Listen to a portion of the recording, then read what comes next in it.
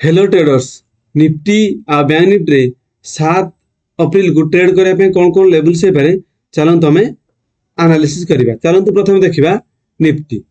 Nifty रे जदि हम डेली कैंडल को देखा ताहले मार्केट ऑलरेडी जो भाया नेगेटिव कैंडल करिछि मार्केट आहरी मिनिमम ए लेवल्स को 22,900 आम पाई स्ट्रॉन्ग सपोर्ट भाया जोड़ा 0.5 होता ताकू ऑलरेडी जो भाया रेड कैंडल है सपोर्ट नबार आउ किसी चांस ना सेमती किसी देखा जाए।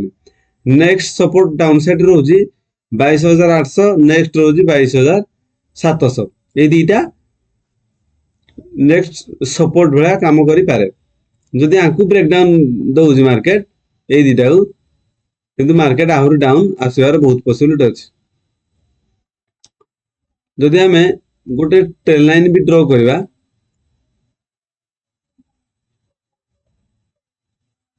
तलपटू ट्रेल लाइन भी एमती ड्रॉ करा जिवो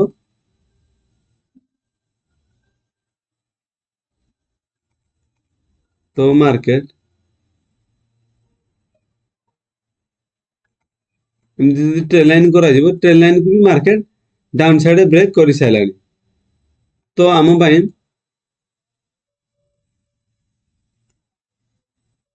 आहरी मार्केट ये सपोर्ट नबार थिला ताहले 22,900 रु 23,000 यारी भितर मार्केट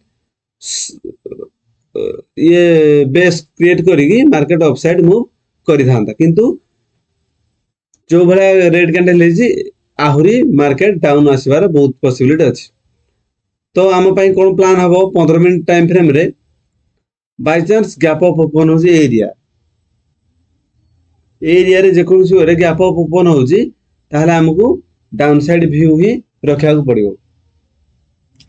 जदि market down gap down open होउची ताहले 22,800 किबा 22,700 एई दीटा लेवल रु जेकोसी लेवल को सपोर्ट नहीं मार्केट अपसाइड मूव करि पारे।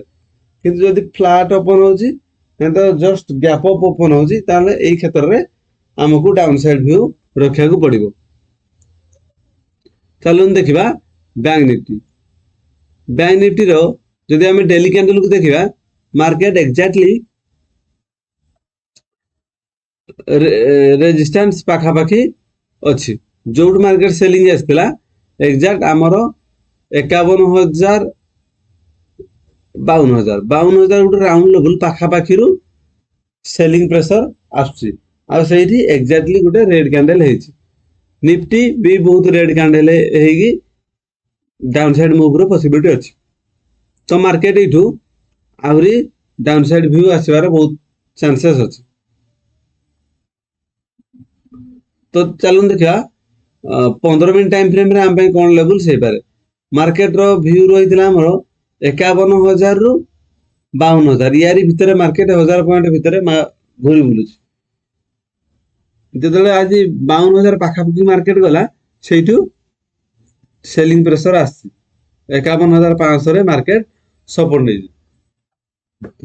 जदि मार्केट काली गैप अप जस्ट ओपन होउची किबा फ्लैट ओपन होउची दीटा केस रे हमर व्यू डाउन साइड ही रहइबो आमे सेलिंग करबा हम पाई बेटर हो।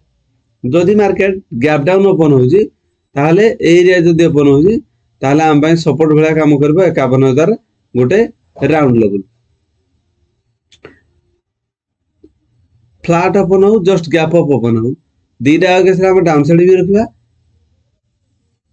जदि गैप डाउन ओपन होउची ताहले हमर फास्ट टारगेट रहबो 51,000 गोटे राउंड लेवल एइठू मार्केट सपोर्ट नेकी मार्केट पुणी अपसाइड मूव करिवार बहुत पॉसिबिलिटी अछि। एई भली निफ्टी आ बैंक निफ्टी ट्रेडिंग लेवल्स पाए वीडियो को लाइक एवं चैनल को सब्सक्राइब करंतु। Thank you.